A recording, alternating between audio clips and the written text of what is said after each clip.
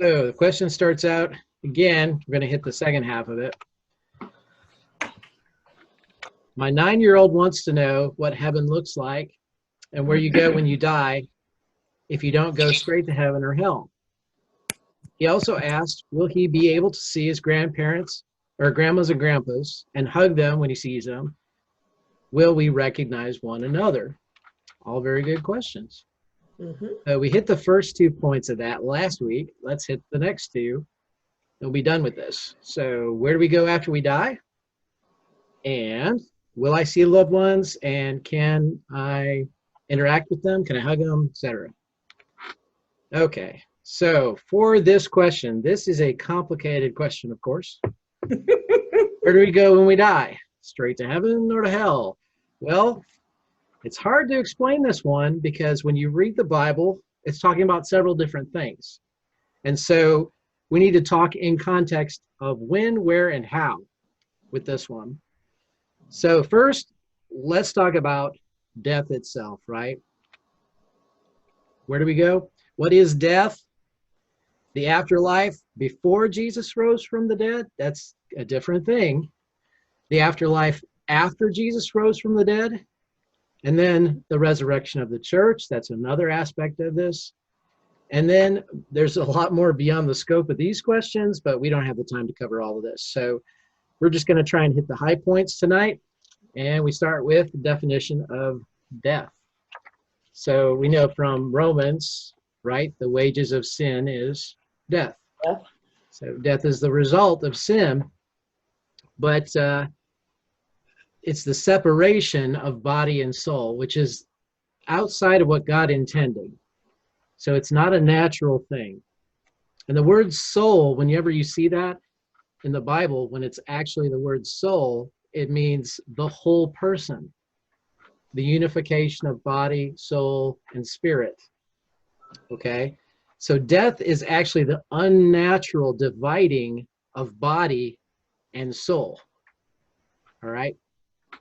So the body sleeps. Anytime you see talk in the Bible of sleeping connecting with death, it's talking specifically about the body, not the soul.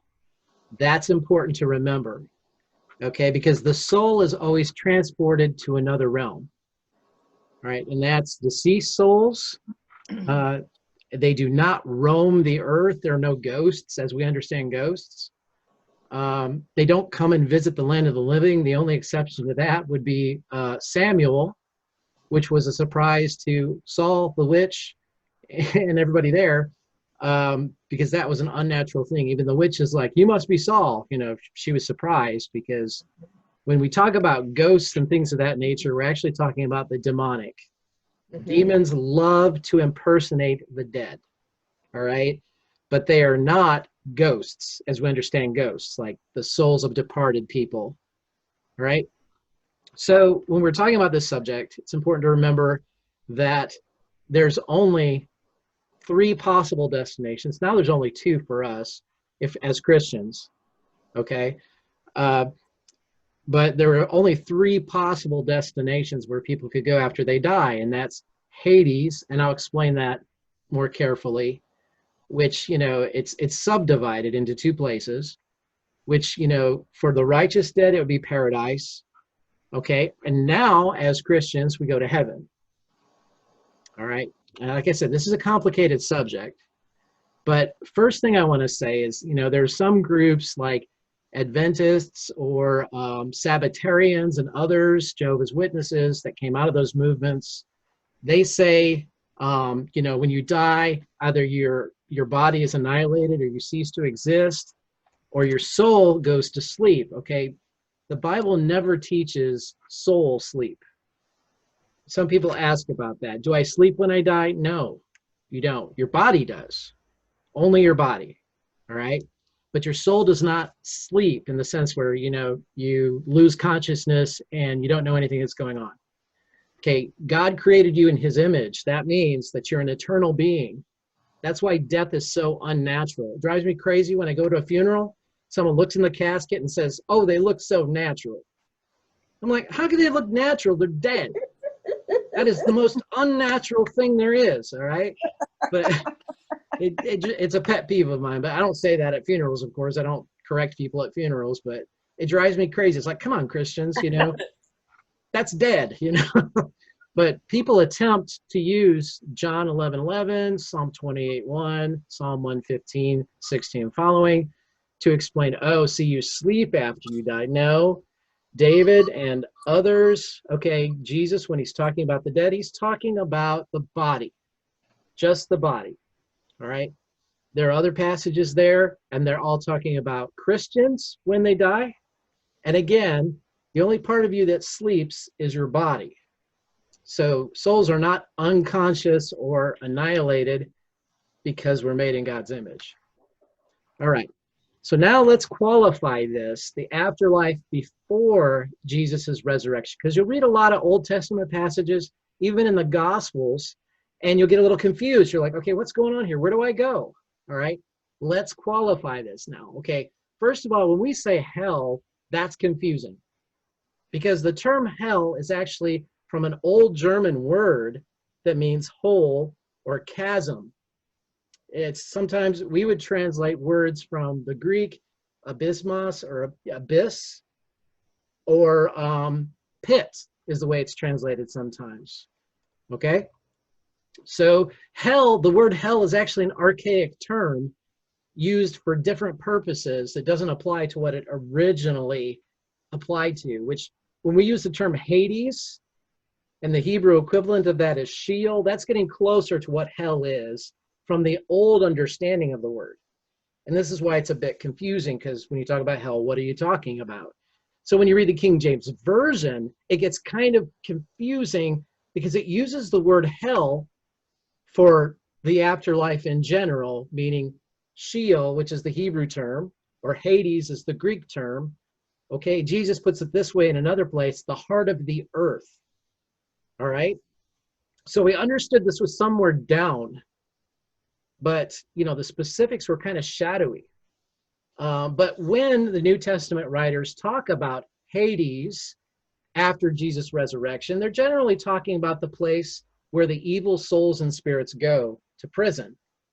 All right.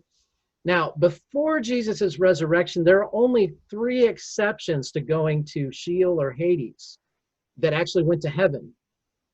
And those are Enoch, Elijah, and possibly Moses. Moses did die, but it's speculated from other passages that he actually rose from the dead. So that's a questionable thing. But those are the only exceptions, the only people that actually went to heaven. So when you think about Hades, it's kind of hard to draw these things or understand these things in concept because it's the realm of the spirit. This is not the physical realm. So it's, is this in another dimension? We don't know. It's in the spiritual realm.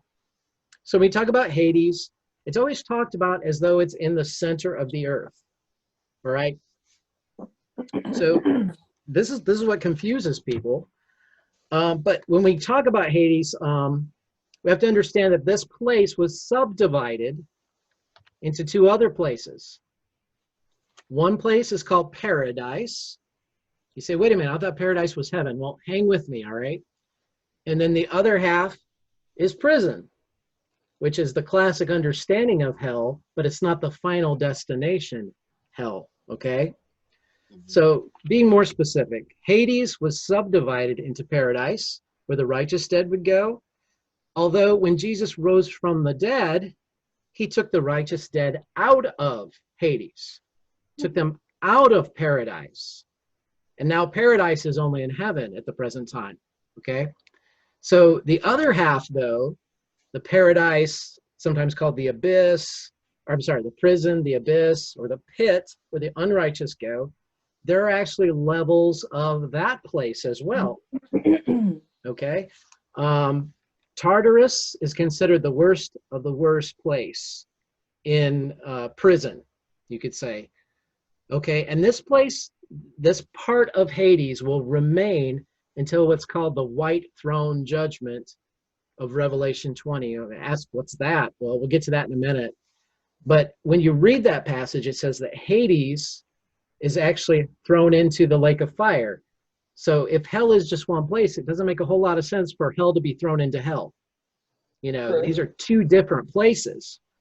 But basically, God's saying there's an end to that place, that holding place, that prison until the final judgment. It's thrown into the lake of fire. So Luke 16, which is a great passage to help understand all this stuff that I'm talking about before the resurrection, okay? Because this is the parable of the rich man and Lazarus. And when you read this, you know, it says, there was a rich man who was dressed in purple and fine linen and lived in luxury every day. At his gate, there was a beggar named Lazarus, covered with sores and longing to eat what fell from the rich man's table. Even the dogs came and licked his sores. The time came when the beggar died, and the angels carried him to Abraham's bosom. All right. Now that's an idiom, to go to Abraham's bosom. It means to go to the afterlife, but it means to go to the nice part of the afterlife. All right. It indicates comfort, peace, security, and relationship, because that's a physical aspect of Abraham's body, if you think about it, though he is disembodied. So there is a sense of touch, there is a sense of recognition, there's a sense of feelings comfort in the afterlife, even though they're in this holding place. Okay, so just to go with that, when we die, we will recognize each other, we'll know our loved ones, we'll interact with them. All right, so that answers that one question. But it also says the rich man goes to hell. So although we won't have bodies, there is some sense of touch and awareness. Jesus is talking about these two chambers, remember. Paradise, okay, is also a general term throughout the Bible when it's talking about the final destination with God. Paradise can mean the Garden of Eden. Paradise can mean this place in Hades. Paradise can mean heaven itself. Paradise can mean the new heavens and new earth, okay? So it's a general catch-all term, but when Jesus is talking specifically about the afterlife of the rich man and Lazarus, he's talking about the specific place in Hades where the righteous dead went before the resurrection, okay? So it says, you know, the rich man died also, and it says he went to hell. That's a little misleading. It's like, okay, what's hell here? Okay, it's talking about prison. In other words, he was a wicked man and he awaits judgment day. Does that all make sense, guys? Mm-hmm. Okay, hang with me. So, you know, picture it this way. There's a good place and a bad place down in Hades before the resurrection of Jesus, okay? Most of the New Testament writers remember when they talk about Hades after the resurrection, they're talking about prison, not paradise, right? Now, to make things more complicated, remember I mentioned Tartarus, right? 2 Peter chapter 2, verse 4, Peter uses this actual term. He says that God did not spare angels when they sinned and sent them to, and it says hell in my translation, but the word there is Tartarus, okay? Putting them in gloomy dungeons to be held for judgment. So that's like the worst level. These are the worst of the worst characters, and they're down there awaiting judgment day, all right? So picture that. There's a lower level than prison. It's where all the bad guys go. That's where they have to pipe daylight, right? Shit, there is no daylight. That's what's, I mean, it's scary. All right. I hate talking about this stuff. I'll be frank with you. All right. But, you know, beyond that, let's talk about this concept of that prison, that afterlife, that place where the evil go. In all the ancient cultures, this is what's interesting. All the ancient cultures, they all had the same understanding. There is an afterlife. It's somewhere down below. The righteous and the unrighteous go there. And there are two parts to it. All right. But this is kind of funny, and it's not. I mean, we all get terrified at times. But you remember Jesus' disciples, whenever they were out on, you know, the Sea of Galilee, and they get freaked out, right? There's a reason why they were getting so freaked out, because in their understanding, large bodies of water are the closest intersection between Earth and Hades. Both places, okay? Huh. So they're thinking that's the thinnest layer, okay, to help us understand between the land of the living and the demonic. So what does Jesus do? He takes them out on a boat. The waves start kicking up. And in their understanding, what does this mean? The demons are getting crazy, right? They're going to kill us. And then, Jesus, at another point, he walks out to them on the water and they're like, oh, it's a ghost, And he's like, no, it's me. And then he takes them over to the other side of the shore at one point, and this demon, Legion, remember? This guy, and in Luke's account, I think there were two guys, but they come running up to Jesus. What are you going to do with us, Son of God? And they're like literally thousands of demons in this guy, right? Why is this all freaking the disciples out? Because first of all, they've crossed the Sea of Galilee, the deepest places, where all the demons are at. And now they're on the other shore where all the Gentiles are, where certainly there's a lot of demonic activity over there. And up runs this guy. So they're freaking out, I'm sure, at this point when they meet Legion. But what does Jesus do? And there's got to be a lot of these moments, when Jesus, he confronts these guys. That's in Luke 8:30, right? Jesus asked them, what is your name? He says, Legion, because many demons had gone into him. And he begged them repeatedly not to order them to go into the abyss. Notice that? A large herd of pigs was feeding there on the hillside. The demons begged Jesus to let them go into them. And he gave them permission. And you're like, why would Jesus give demons what they want? Well, then you read the next part. It says, when the demons came out of the man, they went into the pigs, and the herd rushed down the steep bank into the lake and was drowned. So, in the disciples' understanding, where did those demons go? Back to hell.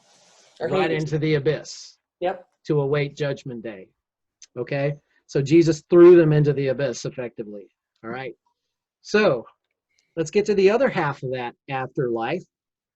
Paradise, right? Do you remember when Jesus was on the cross?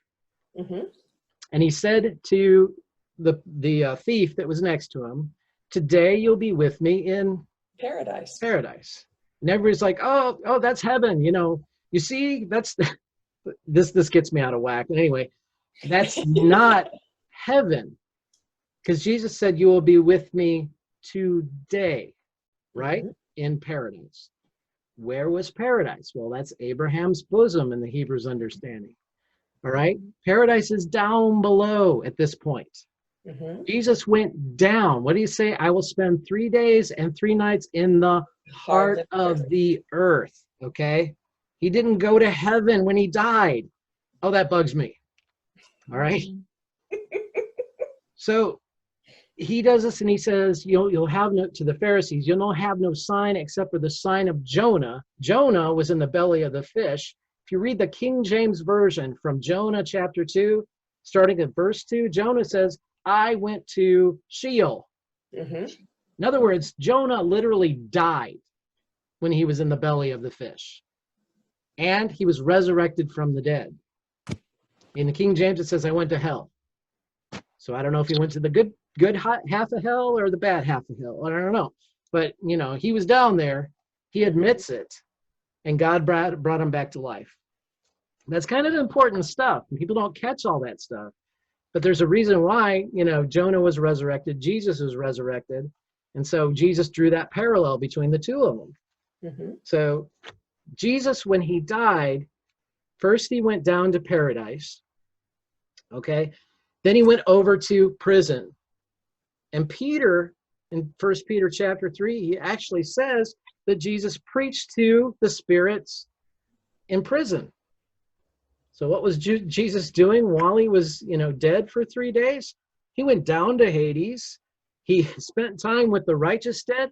He went over and he spent time with the unrighteous dead. And I wouldn't be surprised if he went down to Tartarus too, knowing Jesus. Right? Yes. So he went down to that place to represent all of us. We all deserve to go to one of those places down there. But he went in our place. I mean, that's fascinating. So Peter says he went down there. All right. So this is not any of this, what I've been talking about. None of this is talking about the eternal destiny, hell, that people think of. You go to hell, you stay there forever. You know, the Bible doesn't specifically teach that until after the final judgment. That's important to remember. All right. And let's see. Matthew 5:30. Jesus, this is the Sermon on the Mount. He says, you know, don't fear people. Fear the one who can throw you body and soul into hell. Now, if you're throwing body and soul into hell, what does that mean? You're a whole person. You know, you're not talking about just your soul going to hell. You're talking about all of you going to hell. Okay, and Matthew 25:41 talks about the place of eternal fire prepared. In other words, they're not there yet. I mean, the devil is very active in the world right now, and so are most of his angels, except for those that are down in the abyss awaiting judgment, right? But hell, as we understand hell, but better to call it the lake of fire to distinguish it, was prepared for the devil and his angels. And then you go to Revelation 20, and there's a resurrection. This is the really creepy part to me. There's a resurrection of the unrighteous dead. And these people are resurrected to face judgment. Then they're thrown into hell, to the lake of fire. Okay. And there is no turning back. Like, there is no redemption for them at that point. No. And all I can say is, you know, there's a judgment, which makes it sound like there are levels of judgment. In other words, levels of punishment, just as there are levels of reward with Christians. You know, Paul puts it this way: some people are going to get there just escaping through the flames. You know, they're not going to have much of a reward, but they'll make it to heaven. While others, you know, will inherit their reward for what they've done. So in both cases, you know, what we have done will not determine our destiny. You know, we love to say, doesn't matter what you do, you can't earn your salvation. That's true. Only Jesus can give that to us. But in terms of what happens to us, that has everything to do with what we do. So for the Christian, level of reward. For the unbeliever, level of punishment. Okay, so that's important to remember as well. You have a very, okay, how can you throw a Hitler and someone who is generally kind of a moral person into the same place? Well, you don't. All right, yeah, they both go to the same destination, but it seems like there are different levels of punishment. That's important to remember as well. Okay, so when we do get to this point, it's fascinating to read what happens to the original Hades. Remember, it's thrown into the lake of fire. So now there's no Hades. It's gone for that moment, okay? So the earth doesn't have that Hades compartment in it anymore. But the next thing we hear is, you know, the heavens disappear. And Peter talks about this. The earth is then purged by fire. All right? So as the earth is being purified, you could say, or purged, or reworked, or remade, the earth as we know it will no longer exist. It'll be recreated, just as it was during the flood, all right? And just as it will be through, I would say, the tribulation time. But okay, moving on. What about now? What about for the Christian now? Now that Jesus has risen from the dead, because that's the good stuff. That's what we want to get to. Okay, after Jesus rose from the dead, remember, he ascended. And Ephesians 4:8 says, he ascended and he led captives in his procession. In other words, he emptied paradise in Hades and took all the souls out. In fact, it says that when Jesus died, the way you interpret that, you know, you can figure that out. I don't know exactly what it means. It's a very scant verse in Matthew, but it says that the tombs of many holy people broke open. And then when Jesus came back from the dead, they went around and talked to people in Jerusalem. I mean, that's one of the most obscure verses in the entire Bible, I think. You don't have any information. It's like, what was that? But I believe it happened because Jesus let them out. He let them all out. And it seems like there were some, temporary resurrections there just to prove the point. Again, I can totally see Jesus doing that. Yeah. So, let's see. The next thing we need to talk about, okay, so then, well, what happens to Hades? Well, Jesus liberates paradise. He brings paradise to paradise, if you want to say that. Just as Hades is thrown into the lake of fire, Jesus brings paradise to heaven. Okay, so he releases the righteous dead. And things pop up. I can't control this thing. So now our understanding is Hades is only for the unrighteous dead now. So they still go there after they die, awaiting the final judgment. So again, the righteous go to heaven now to be with Jesus. And to prove that point, Philippians chapter 1, verse 21, Paul says, to live is Christ, to die is gain. If I am to go on living in the body, this will mean fruitful labor for me. Yet what shall I choose? I do not know. I'm torn between the two. I desire to depart and be with Christ. So what happens when the Christian dies? They go into the presence of Christ. Not with their body, disembodied, but their soul goes to be with Christ. All right. Another passage is 2 Corinthians chapter 5. And here Paul says, now we know that if the earthly tent, and he means our body, if it is destroyed, we have a building from God, an eternal house in heaven, not built by human hands. Meanwhile, we groan, longing to be clothed with our heavenly dwelling, meaning the glorification, the resurrection of our bodies. We long for that. Because when we are clothed, in other words, when we're glorified, we will not be found naked. For while we are in this tent, we groan and we are burdened.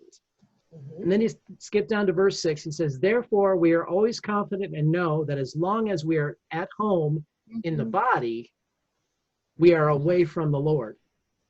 So in Paul's understanding, you're either here or there as a Christian. There is no in between or some other place. You're either here or there. So he says, I would prefer to be away from the body and at home with the Lord. But it's better for you that I stay in the body. So he makes that distinction. 1 Thessalonians addresses the Christians, all right, who have died, because in the Thessalonian church, there were people panicking because they thought Jesus was taking too long. Imagine that. And they started thinking, I missed the boat.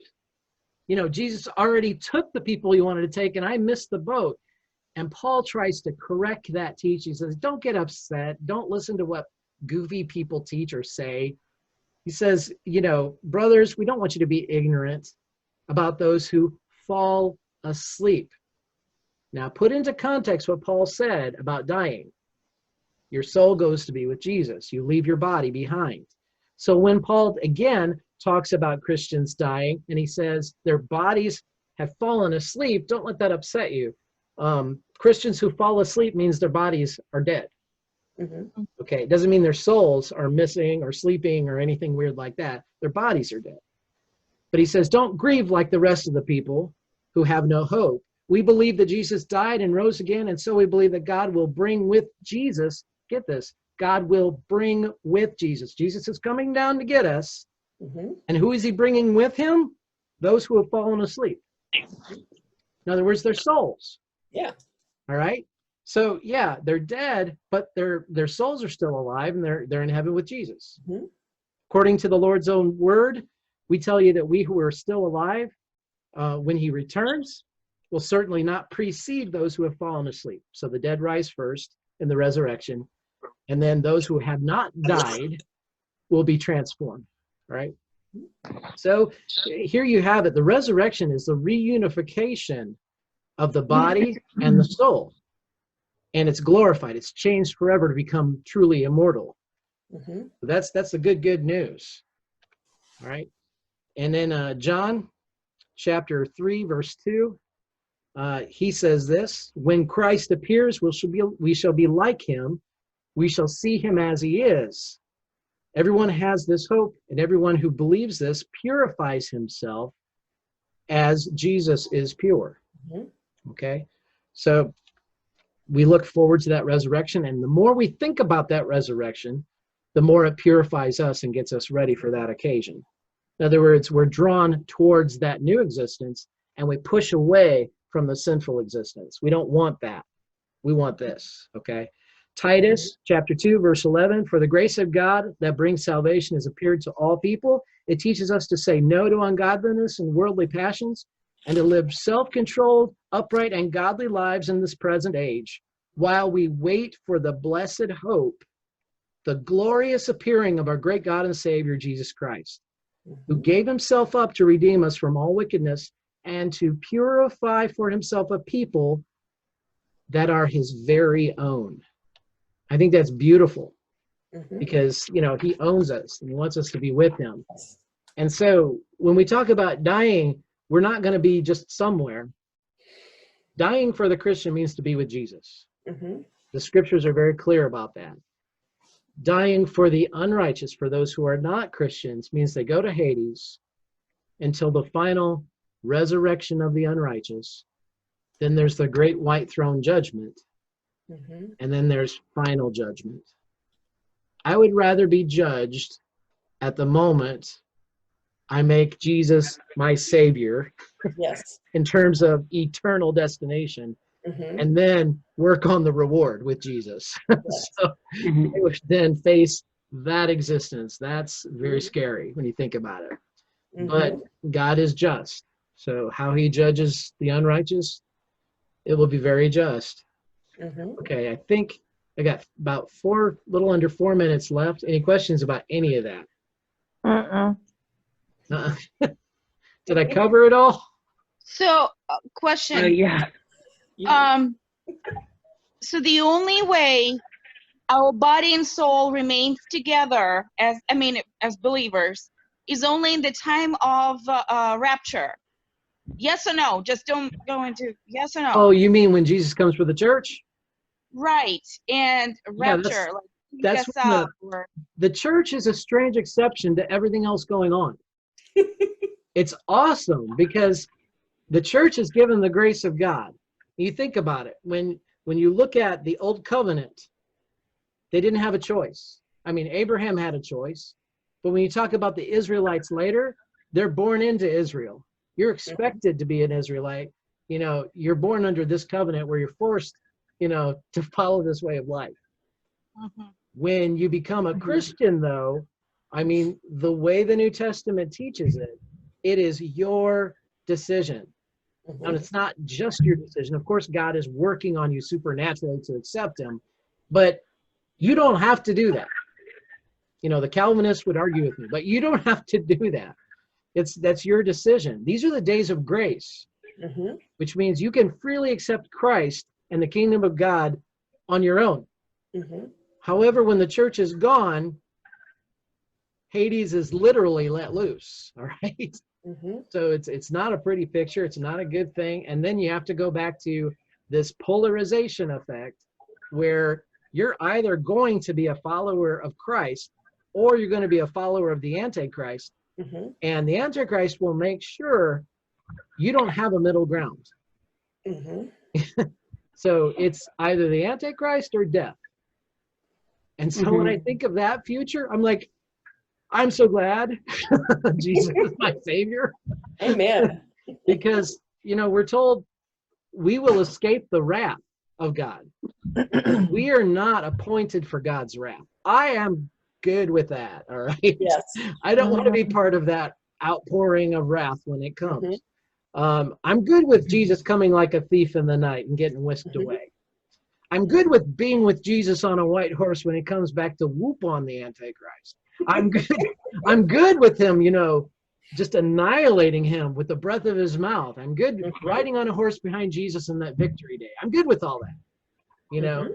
That's Christ's triumphant return. It comes.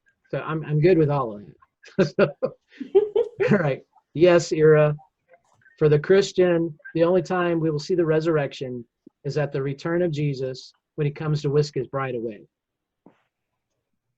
That's when our soul remains alone with the body. We do not get separated. I mean, our body is not separated from our soul. Well, until then, it is. But after No. that, If we're raptured, we do not experience death.